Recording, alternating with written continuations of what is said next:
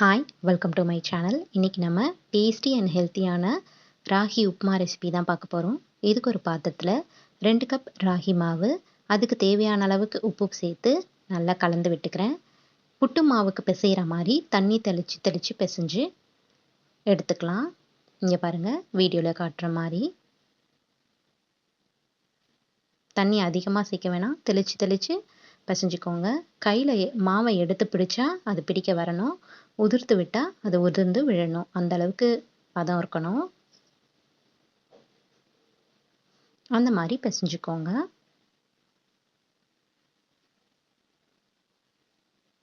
இங்கே பாருங்கள், பிடிக்க வருது, உதிர்த்து விட்டால் உதிர்ந்து விழுது. இப்போ ஸ்டவ் பற்ற வச்சு கடாயில் 3 ஸ்பூன் எண்ணெய் விட்டுக்கோங்க. கடுகு போட்டுக்கோங்க. கடுகு பொரிஞ்சதுக்கப்புறமா கடலைப்பருப்பு போட்டு நல்லா வறுத்துக்கோங்க.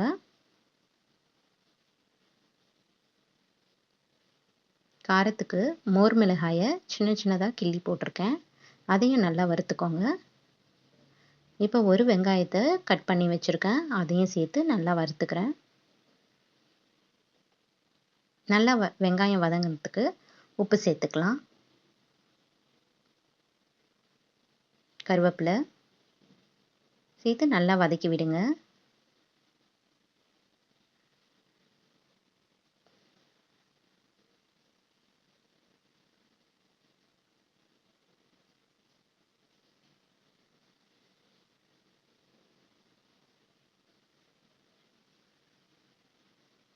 வெங்காயம் நல்லா வதங்கணும்.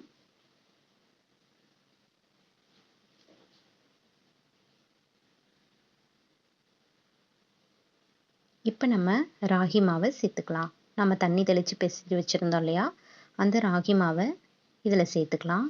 சேர்த்து நல்லா கிளறி விடுங்க.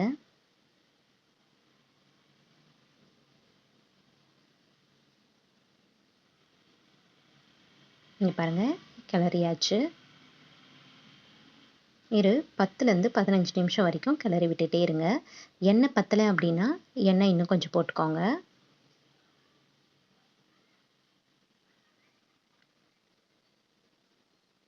பத்துலேருந்து 15 நிமிஷத்துக்கு அப்புறமா நம்ம ஸ்டவ் ஆஃப் பண்ணிடலாம்.